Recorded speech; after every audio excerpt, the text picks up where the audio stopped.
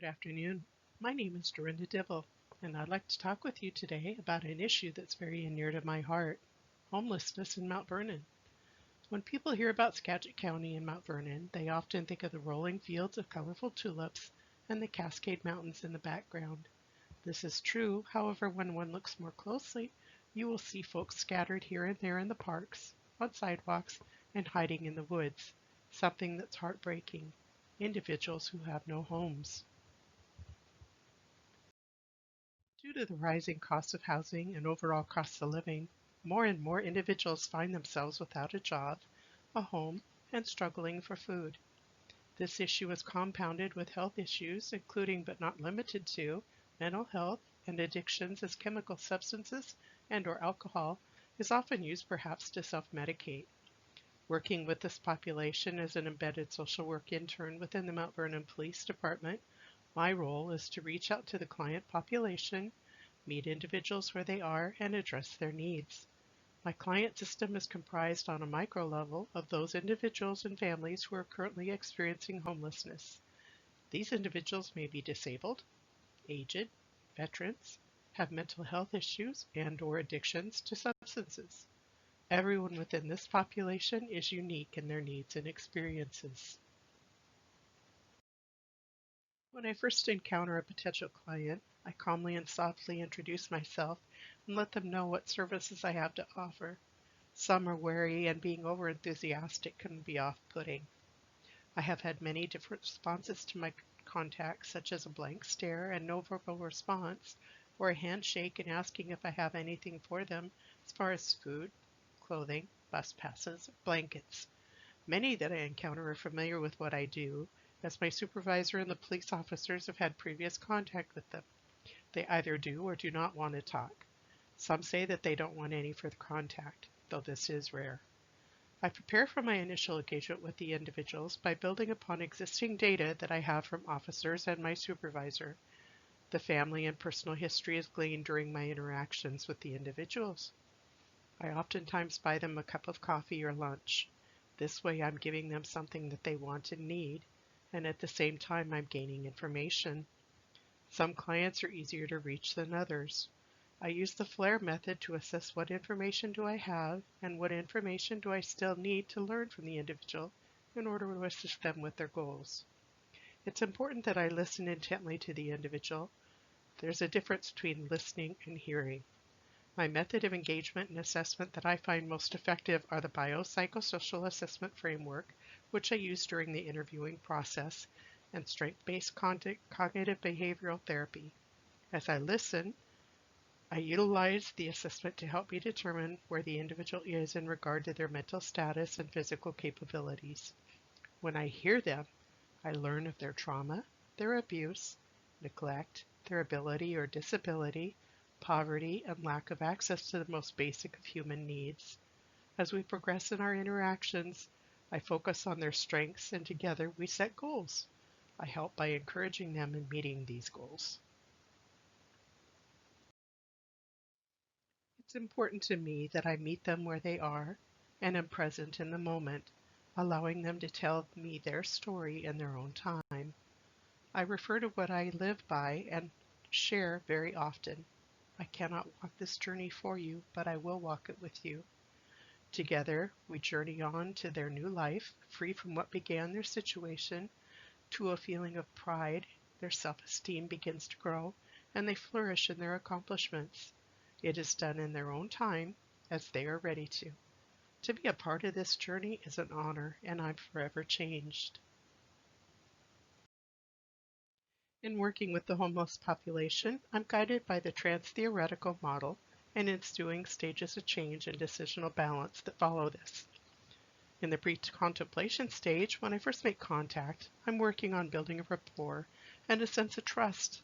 I use motivational interviewing, primarily using the open-ended and scaffolding questions to determine where they're at in their desire to acquire services with their needs and applying for housing. On some occasions, this stage can take months. In the contemplation stage, the individual is making their decision as to whether they want these services or my assistance. On some occasions, this also can take months. Many people may continue to remain in this stage for a long time. When the individual reaches the preparation stage, they agree that they have a problem, they're thinking about it, yet they're not ready to address it. In the action stage, the individuals are usually fairly motivated as they're seeing progress, getting help, and their self-esteem begins to grow. When we reach the maintenance stage, the individuals are keeping their appointments with their providers and are now encouraging others that the outreach team are okay to work with. The word of mouth often creates good referrals, and they will send others my way. I intentionally did not replace the termination stage of change here, as I will address it in a short while. My client systems are quite diverse in their needs, despite common misconceptions by many in society. A common need is that they are all lacking safe housing. There's a 2 to 3 year wait for subsidized housing here in Skagit County, and I've had to think outside of the box on many occasions for ways to assist individuals. I was able to secure housing for one woman through the Agape House in Whatcom County for 12 to 18 months. I continue to travel to and from Mount Vernon to help assist with her connection to resources. The result was one less individual sleeping out of doors. Oppression, marginalization, and biases are no stranger to those experiencing homelessness. On more than one occasion, I have witnessed my clients experiencing a violation of their human rights. An example of this I will share is an experience with a gentleman that I will call Terry for sake of protecting his identity. I accompanied him at his request to the Social Security Administration, where he questioned them about his back pay, which he was granted through his father due to a developmental disability. A discrepancy was noted by the supervisor of the department, which resulted in Terry not having access to benefits designated to him by his deceased father since 1992, and they were floating in the system. The supervisor belittled Terry by stating he had been in jail many times, which caused disconnects in his payment process. The supervisor proceeded to tell Terry that there was no authorization for employees to receive overtime to attend a situation such as his, because there were people more deserving of the attention than he, and he was not a priority. The supervisor then stepped away from the window, went to the back wall, and was laughing, appearing to do so at the expense of Terry in his reasonable request for repeating an explanation because he didn't understand. Terry didn't seem to fully comprehend what had occurred, but I did. We laughed, and I shared with Terry I would assist him in advocating for a resolution of this egregious treatment he experienced, as it was a definite violation of his human rights. I experienced an ethical dilemma recently when I was faced with challenge with Chuck, and I've changed his name as well to protect his identity. I've been working with Chuck for about 7 months. He's been chronically homeless for over a year, and last winter he lost all his toes due to frostbite. He's now confined to a wheelchair for the remainder of his life. He recently returned to the hospital for infected wounds on his feet and right leg. He shared that doctor had suggested removing his right leg due to the severity of his wounds. Chuck stated he wanted to be euthanized. I thought that this was not an option and we could work things out for his best interest. However, he stated that he could, and he needed 2 more doctors to agree. He was talking of physician-assisted suicide. In cases like this, I use the Reimers model to assess ethical issues and the social work values and ethics that conflict. There's the dignity and worth of the individual, but there's also self-determination. Chuck states he has no quality of life and said, "Look at me. I'm homeless. What kind of life do I have?" When looking at the course of action, participants, benefits, and risks, I had to set aside my own desire for him to choose life in an adult family home. My desire was not his. In the end, it's not my decision to make. I listen and hear his pain and frustration.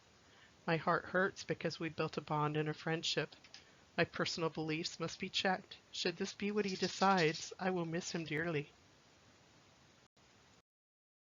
Once the individual has met their goals and has obtained housing, we then enter the termination stage, which is the last stage in the trans-theoretical model.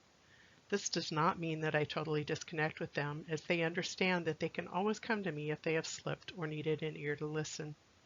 In my 8 months at the Mount Vernon Police Department, I have had one client that I've seen through every stage, including termination.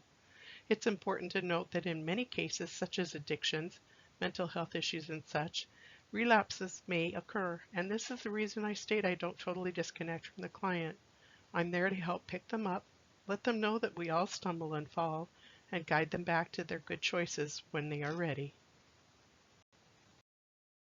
In this slide, you'll see a logic model that I developed for the department so we know what process and resources are involved in outreach.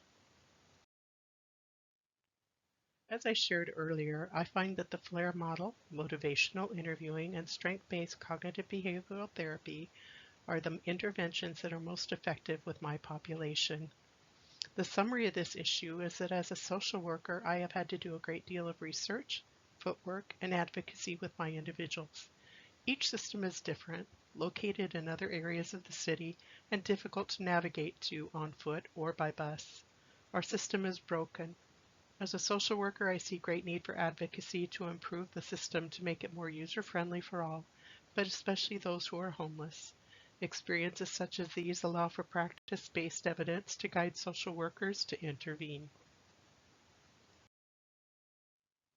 In conclusion, individuals experiencing homelessness in Mount Vernon are human beings worthy of dignity and respect, not scorn and shame. They should not be stereotyped, as they often are the victims of unfortunate circumstances and do not have the resources to find their way out on their own. This issue is much more complicated than many in society are led to believe. This is an ongoing issue that deserves many more resources and advocates to help individuals navigate the system with the end goal of finding permanent housing. You see, there is a crack in everything. That's how the light gets in. I like to think of myself and other advocates as part of that light. Thank you.